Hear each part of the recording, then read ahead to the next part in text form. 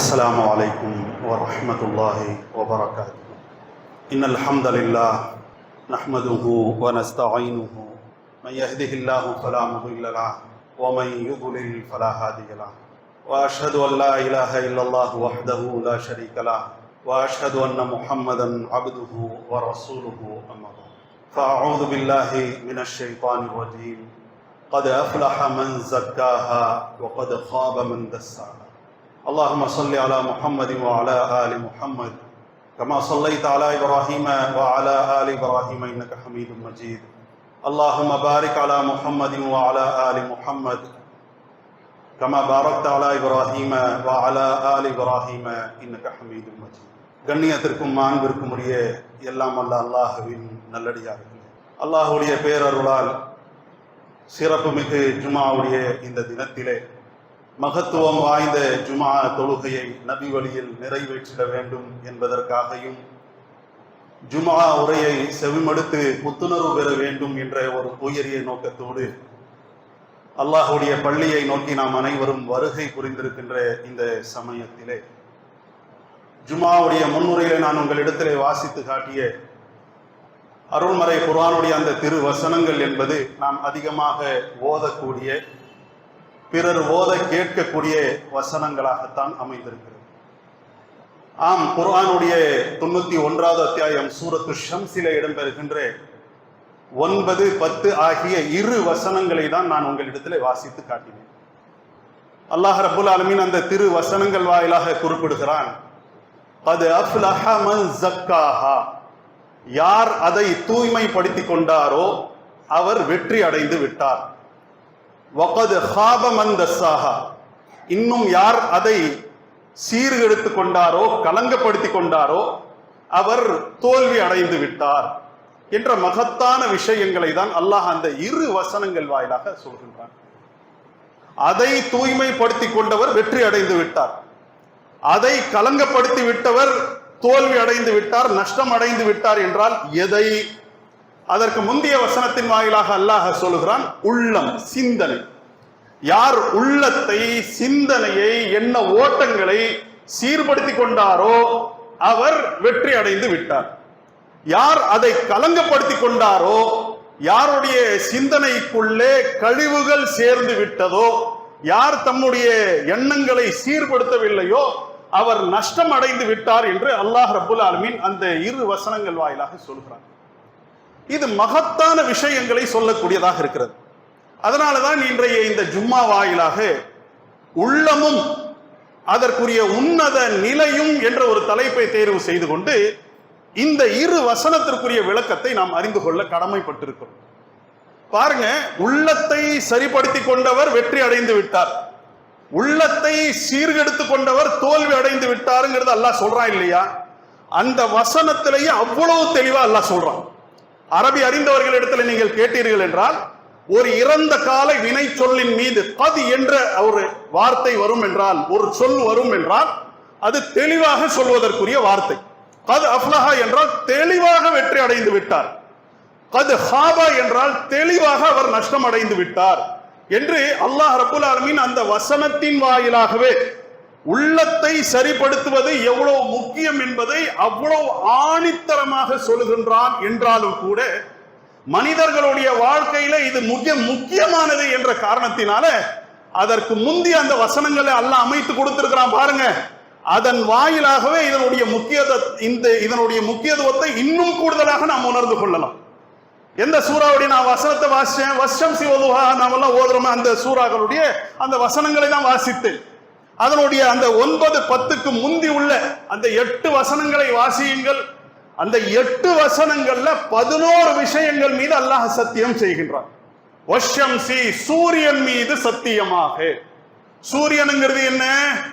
இந்த பூமியும் இன்ன பிற எத்தனை கோள்களும் இந்த சூரிய குடும்பத்திலே அமைந்திருக்கிறதோ இந்த குடும்பத்திற்கு தலைமை வகிக்கக்கூடியது. இந்த சூரியனை மையமாக கொண்டுதான் இந்த பூமி சுற்றி வலம் வருகிறது. ஆக இந்த பூமிக்கு தலைவனாக இருக்கக்கூடிய சூரியன் மீது அல்லாஹ் சத்தியம் செய்கிறான். வஷம்சி, சூரியன் மீது சத்தியமாக, வதுஹாஹா, அதனுடைய ஒளியின் மீது சத்தியமாக. அதிலிருந்து தான் வெளிச்சம் வருகிறது. அந்த வெளிச்சத்தை தான் நாம் பகல் என்று சொல்கிறோம். அந்த வெளிச்சம் நம்மை விட்டு அகன்று விடுகின்ற சமயத்தில் அதை இரவு என்று நாம் சொல்கின்றோம். ஆக அதனுடைய ஒளியின் மீது சத்தியமாக, அதையும் புரிந்து கொள்வதற்கு ஒரு குறிப்பையும் கூடுதலாக நாம் அறிந்து கொள்ள வேண்டும். இப்போ சூரியனிலிருந்து எவ்வளவு வெளிச்சம் வருகிறது, அதை நீங்கள் 10 கோடி மடங்காக பிரிப்பீர்கள் என்றால், சூரியனிலிருந்து எவ்வளவு ஒளி நமக்கு வருகிறதோ கிடைக்கிறதோ அதை 10 கோடி மடங்காக நீங்கள் பிரிப்பீர்கள் என்றால், அதிலிருந்து ஒரே 1 மடங்கு மட்டும்தான் இந்த பூமியாலும், இந்த பூமியினுடைய துணைக்கோளாக இருக்கக்கூடிய சந்திரனாலும், அந்த பூமியினுடைய அண்ணன் தம்பியாக எத்தனையோ கோள்கள், இன்ன பிற கோள்கள் இருக்கிறது, புதன், வெள்ளி, செவ்வாய், சனி, வியாழன், நெப்டியூன், புளோட்டோ என்று எத்தனை கிரகங்கள் இருக்கிறதோ, அந்த கிரகங்களுடைய துணை கிரகங்கள் இருக்கிறதோ அனைத்தாலும் சூரியனுடைய அந்த வெளிச்சம் தடுக்கப்படுவது என்பது ஒரே 1 மடங்கு மட்டும்தான். 10 கோடியில 1 மடங்கு மட்டும்தான். மீதி இருக்கக்கூடிய 9 கோடியே 99,99,999 பங்கு ஆகாயத்தில அப்படி பரவி விடுகிறது. ஆகாயத்தில பரவி விட்டு ஒரே 1 மடங்கு தான். அதுக்கு எவ்வளவு அலப்பறை நம்ம செய்யணும். இப்போ வெயில் தாங்க முடியல, உஷ்ணம் நம்மால சகிக்க முடியவில்லை, ஆவி அந்து விடுகிறது என்றெல்லாம் நாம சொல்றோம் பாருங்க. இந்த பூமியாலும் இன்ன பிற கோள்களாலும் தடுக்கப்படக்கூடியது ஒரே 1 மடங்கு மட்டும்தான். எவ்வளவு? 100 இல்ல, 10 கோடியில 1 மடங்கு மட்டும்தான் என்றால் எவ்வளவு வெளிச்சம் அதிலிருந்து வருகிறது பாருங்க. ஆக அப்படிப்பட்ட ஒளிமயமான வெளிச்சத்தை உமிழக்கூடிய சூரியனுடைய வெளிச்சத்தின் மீது அல்லாஹ் சத்தியம் செய்கின்றான். அதற்கு அடுத்து அல்லாஹ் சொல்றான், கமரி இதா தலாஹா, அந்த சூரியனுக்கு அடுத்து உதித்து வரக்கூடிய சந்திரன் மீது சத்தியமாக. மனிதனை பொறுத்த வரைக்கும் சந்திர மண்டலம் வரைக்கும் அடைந்து விட்டான். சந்திரயான் 1, சந்திரயான் 2, சந்திரயான் 3 லேண்டர் எல்லாம் சாஃப்டாக போய் அங்க லேண்ட் ஆகி விட்டது, தரை இறங்கி விட்டது. இப்போ இந்த பூமியை சீர்கெடுத்தது பத்தாதுன்னு எல்லோருடைய கவனம் இப்ப எங்க இருக்கிறது? சந்திர மண்டலத்தை நோக்கி இருக்கிறது. அங்க எத்தனை ஏக்கர் வாங்கி போடலாம் என்கின்ற அளவிற்கு சிந்தித்து பார்க்க வேண்டும். ஆக அவ்வளவு பெருமானம் உள்ள, அவ்வளவு கனிமங்கள் தனிமங்கள் எல்லாம் அங்க இருக்கிற காரணத்தினாலதான் இங்கிருந்து அத்தனை ஆயிரக்கணக்கான கோடி ரூபாய் அவன் செலவு பண்றான். சிந்தித்து பார்க்க நாம் கடமைப்பட்டிருக்கிறோம். ஆக அப்படிப்பட்ட கனிமங்கள் தனிமங்கள் எல்லாம் உள்ள அந்த சந்திரன் மீது சத்தியமாக. அதற்கு அடுத்து அல்லாஹ் சொல்றான், வன்னஹாரி இதா ஜல்லாஹா, இந்த பகலின் மீது சத்தியம். சூரியனை அதுதான் வெளிப்படுத்துகிறது. சூரியனுடைய அந்த வெளிச்சத்தையும் அதனுடைய ஒளியையும் வாங்கக்கூடிய அடிப்படையிலே, சூரியனை கொண்டு உள்ள அந்த முழு பலன்களை அடைந்து கொள்ளக்கூடிய அடிப்படையில் இந்த பகல் என்பது அமைக்கப்பட்டிருக்கிறது. வன்னஹாரி இதா ஜல்லாஹா, இந்த சூரியனை வெளிப்படுத்தக்கூடிய பகல் மீது சத்தியமாக. பகல்ல உழைக்கிற காரணத்தினாலதான் இந்த பூமி இவ்வளவு வளர்ச்சி அடைந்திருக்கிறது.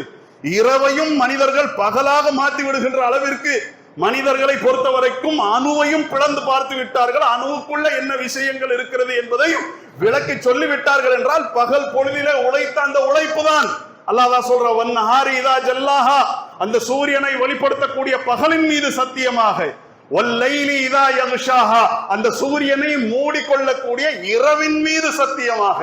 இரவுதான் நமக்கு சாந்தத்தை அளிக்கக்கூடியது, இரவுதான் நமக்கு நிம்மதியை கொடுக்கக்கூடியது. இரவிலே நாம உறங்கினால்தான் பகல் பொழுதிலே நாம் உழைக்க முடியும். இரவிலே அந்த உறக்கம் என்பதை அல்லாஹ் சாந்தமாகவும் அமைத்து வைத்திருக்கிறான். இன்றைக்கு இத்தனை சந்ததிகளாக நாம் இந்த உலகத்திலே ஆண்களாக பெண்களாக பல்கி பெருகி இருக்கிறோம் என்று சொன்னால் இரவும் ஒரு விதத்திலே காரணமாக இருக்கிறது, மிக முக்கியமான காரணம் என்பதை அறிய வேண்டும்.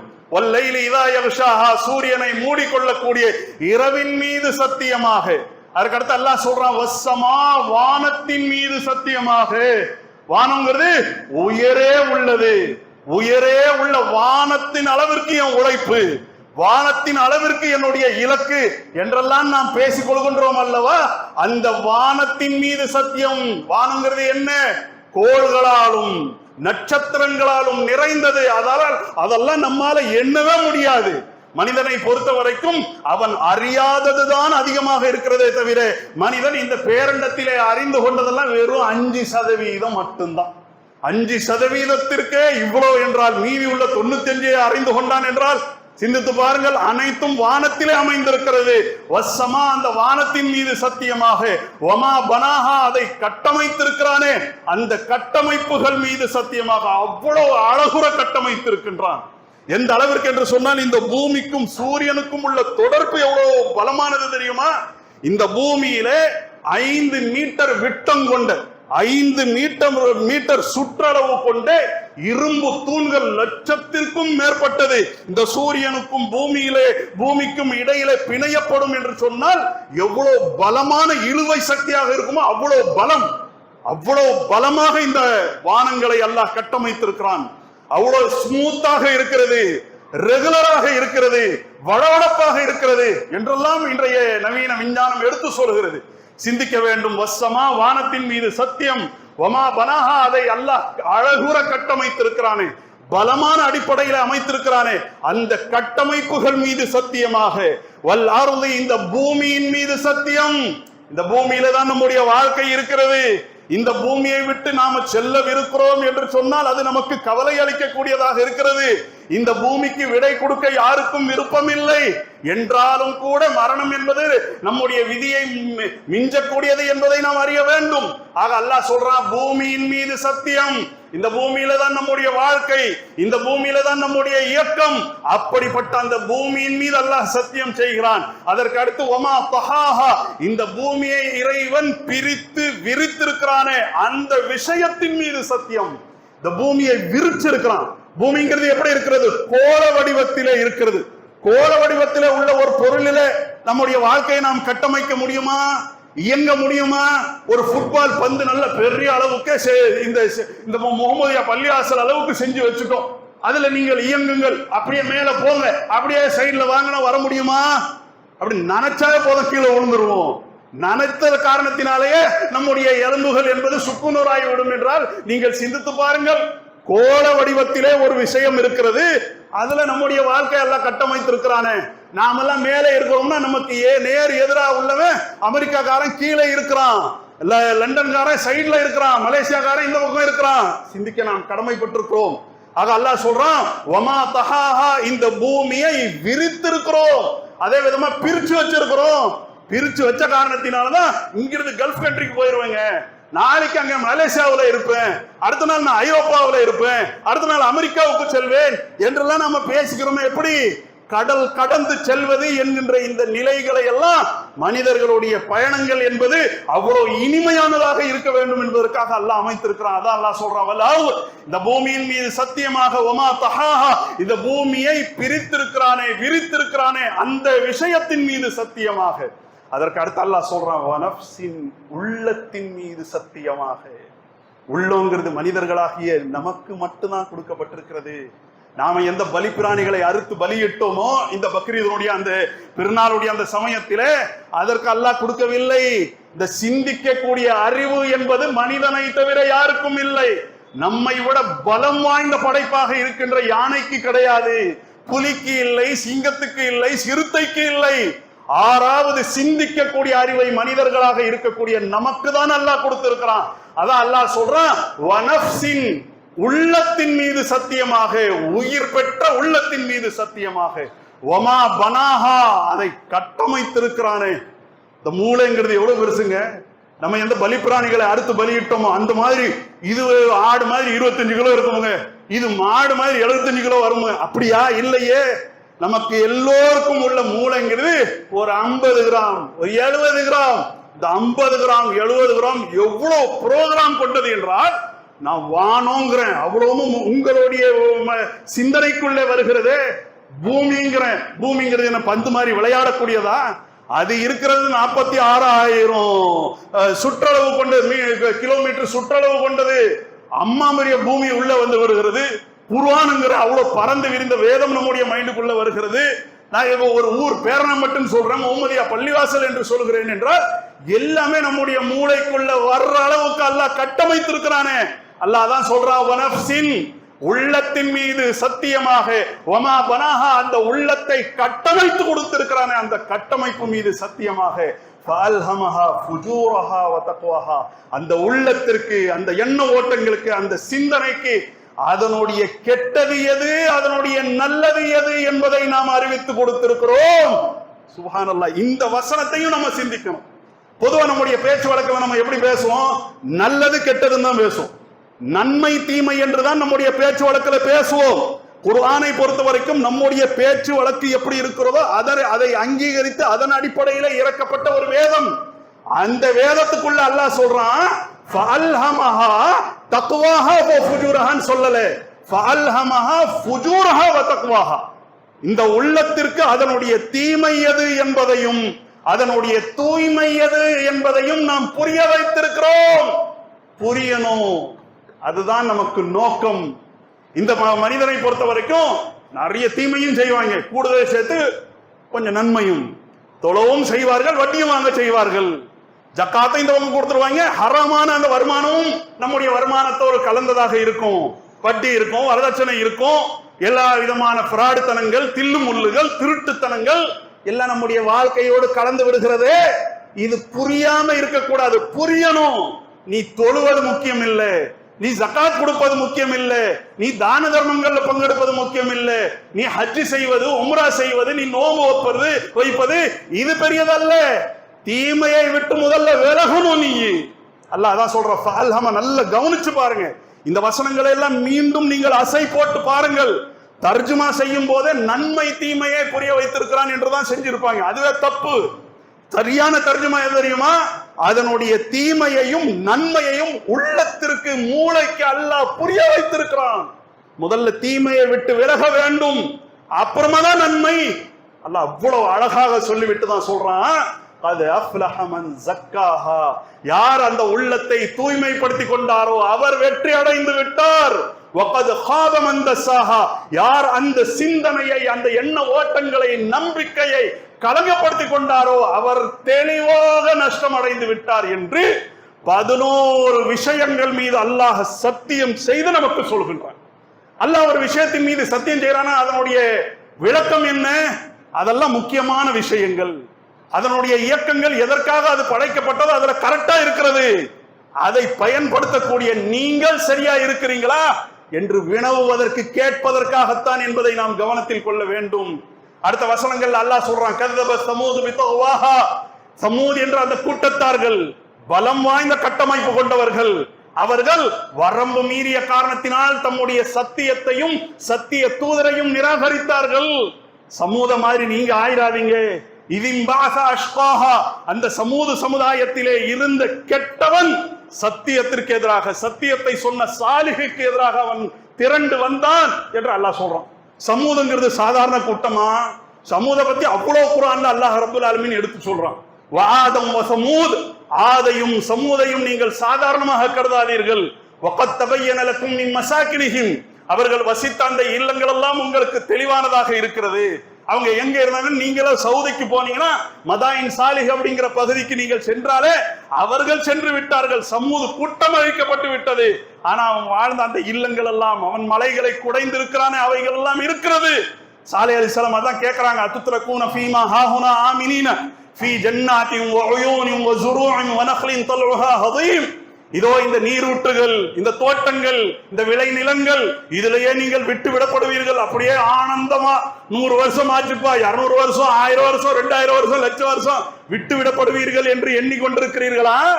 அல்லாஹ்வுடைய முடிவு உங்களுக்கு வராதா என்று அல்லாஹ் ரப்புல் ஆலமீனுடைய தூதர் நபி சாலிஹ் அலைஹிஸ்ஸலாம் அவர்கள் கேட்கிறார்கள். வதன்ஹிதுன மினல் ஜிபாலி புயூதன் ஃபாரிஹீன். மலைகளை குடைந்து உங்களுக்குரிய வீடுகளை அமைத்துக் கொள்கிறீர்கள் என்று அல்லாஹ் சொல்றான். நம்மளாம் செங்கல்லையும் கல்ல மண்ணை வச்சு நம்ம வீடு கட்டுறோம், அவன் மலைகளையே குடைந்து இருக்கிறார்கள். மலைகளையே குடைந்த அந்த கூட்டத்தார் தான் வரம்பு மீறினார்கள். ஃபகால லஹும் ரசூலுல்லாஹ் நாகத்தல்லாஹி வ சுக்யாஹா. அல்லாஹ்வுடைய தூதர் சாலிஹ் அவர்கள் சொன்னார்கள், இத அல்லாஹ்வுடைய ஒட்டகம் அல்லாஹ்வுடைய அத்தாட்சியாக இருக்கிறது, ஒன்னு கேடு செஞ்சிராதீங்க என்று அவர்கள் சொன்னார்கள். ஃபகذبوه فعقروها.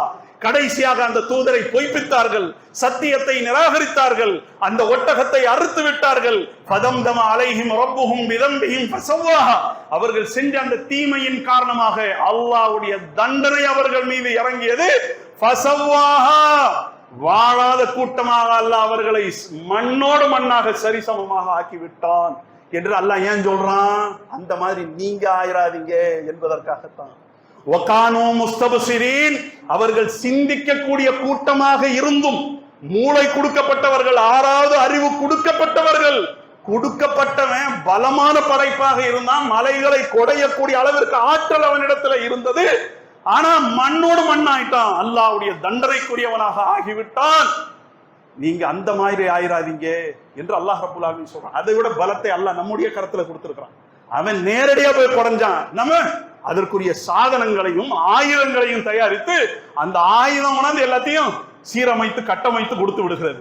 கட்டட கலையை அறிந்தவர்கள் எத்தனை பேர் நம்மள இருக்கின்றோம். ஒரு மாசத்துல பெரிய பில்டிங்கை எழுப்பி நிறுத்தி விடுகிறார்கள் அல்லவா, அவ்வளவு சாதனங்கள் எல்லாமே.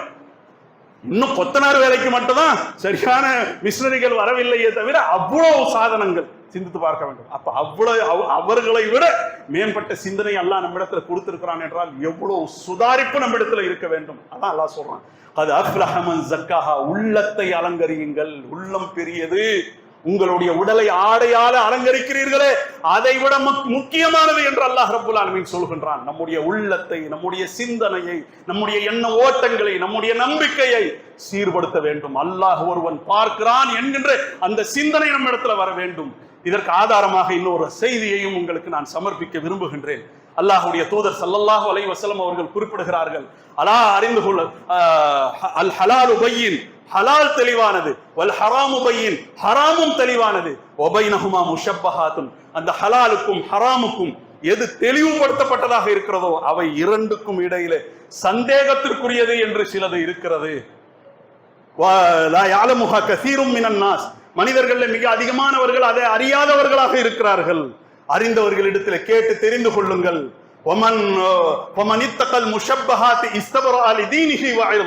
யார் சந்தேகத்திற்குரியதை விட்டு விலகி கொண்டாரோ, நம்மள ஹராம விட்டு விலகிறது பெருசுன்னு நினைக்கிறோம். அல்லாஹ்வுடைய தூதர் அப்படி சொல்லல. யார் சந்தேகத்திற்குரியதை விட்டே விலகி கொள்கிறார்களோ அவர்தான் தன்னுடைய மானத்தையும் மார்க்கத்தையும் காத்து கொண்டவர். நம்முடைய மானத்திற்கும் நம்முடைய மார்க்கத்திற்கும் பங்கத்தை விளைவிக்கக்கூடியது எது? சந்தேகத்திற்குரியதுல போய் விடுவதுதான். ஆக சந்தேகத்திற்குரியதை விட்டு நாம் விலக வேண்டும். அல்லாஹ்வுடைய தூதர் ஸல்லல்லாஹு அலைஹி வஸல்லம் அவர்கள் குறிப்பிட்டு விட்டு சொல்கிறார்கள், அலா அறிந்து கொள்ளுங்கள், லிகுல்லி மலிக்கின் ஹிமன், ஒவ்வொரு அரசனுக்கும் ஒரு எல்லை இருக்கிறது. எல்லை கடந்து எவனும் ஆட்டம் போட முடியாது. அலா இன்ன ஹிமல்லாஹி ஃபீ அர்திஹி, இந்த பூமியில அல்லாஹ்வுடைய எல்லை எது தெரியுமா? எல்லைகளை கடந்து அரசாட்சியை செலுத்தக்கூடிய இறைவனுடைய எல்லை இந்த பூமியில எது தெரியுமா? மஹாரிமுஹு, அவன் எதையெல்லாம் தடுத்து இருக்கிறானோ, எதையெல்லாம் ஹராமாக்கி இருக்கிறானோ அவை அனைத்தை விட்டு விலக வேண்டும். நம்முடைய நம்பிக்கை சார்ந்த தடுக்கப்பட்ட விஷயங்கள் இருக்கிறது, நம்முடைய உடல் சார்ந்து தடுக்கப்பட்ட விஷயங்கள் இருக்கிறது, நம்முடைய எண்ண ஓட்டங்கள் சார்ந்து தடுக்கப்பட்ட விஷயங்கள் இருக்கிறது, நம்முடைய பொருளாதாரத்திலே தடுக்கப்பட்ட விஷயங்கள் இருக்கிறது, நம்முடைய குடும்பத்திலே எதை எப்படி அணுக வேண்டும், எதை செய்யக்கூடாது என்று தடுக்கப்பட்ட விஷயங்கள் இருக்கிறது. எல்லாவற்றை விட்டு விலகி கொள்வதுதான் அல்லாஹ்வுடைய அந்த எல்லைகளை, அல்லாஹ்வுடைய அந்த சட்ட திட்டங்களை பேணிக் கொள்வதற்கு உகந்த விஷயம் என்று சொல்லிவிட்டு ரசூலுல்லாஹி ஸல்லல்லாஹு அலைஹி வஸல்லம் அவர்கள் குறிப்பிடுகிறார்கள், அலா அறிந்து கொள்ளுங்கள், இன்ன ஃபில் ஜஸதி முல்கதன், ஒட்டுமொத்த இந்த உடலிலே ஒரு சதை பிண்டம் இருக்கிறது. இதா ஸலஹத், அது சீரடைந்து விட்டது என்றால் ஸலஹல் ஜஸது குல்லுஹு, மொத்த உடலும் வாழ்க்கையும் சீராக இருக்கும். வைதா ஃபஸதத், அது சீர்கெட்டு விட்டது என்றால் ஃபஸதல் ஜஸது குல்லுஹு, மொத்த உடலும் வாழ்க்கையும் சீர்கெட்டு விடும், நாசமா போய்விடும் என்று நபிகள் நாயகம் குறிப்பிட்டு விட்டு சொல்கிறார்கள், அலா அறிந்து கொள்ளுங்கள், வஹியல் கல்ப், அதுதான் உள்ளம், சிந்தனை. நம்முடைய உள்ளத்தை பக்குவப்படுத்த வேண்டும். நம்முடைய உள்ளத்தை எப்படி பக்குவப்படுத்துவது? நாம் எல்லாம் இன்றைக்கு ஜும்மாவுக்கு வந்திருக்கிறோம், நல்ல அலங்காரமிக்க அந்த ஆடைகளோடு வந்திருக்கிறோம் அல்லவா? உடலுக்கு உடை என்பது அலங்காரம் என்றால் நம்முடைய உள்ளத்திற்கு அலங்காரம் எது தெரியுமா? இறை அச்சம் என்பதுதான். அல்லாஹ் ஒருவன் பார்க்கிறான், அவனுடைய கண்காணிப்பிலே நாம் இருக்கின்றோம், அவனுக்கு நான் மாறு செய்தால் அவன் என்னை தண்டித்து விடுவான் என்ற இந்த இறை அச்சம் தான் உள்ளத்தினுடைய அலங்காரம். அல்லாஹ் குர்ஆனிலே சொல்கிறான்.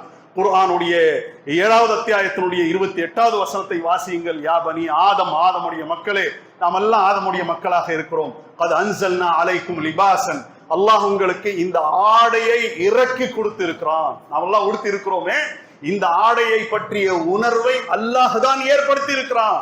அதற்குரிய சட்ட திட்டங்களையும் ஒழுங்குகளையும் நமக்கு கற்றுக் கொடுத்திருக்கிறான். கத் அன்ஸல்னா அலைக்கும் லிபாசன் யுவாரி சவாதிக்கும், அது உங்களுடைய உடல்களையும் உடலுடைய அங்க அவயங்களையும் மறைக்கக்கூடியதாக இருக்கிறது.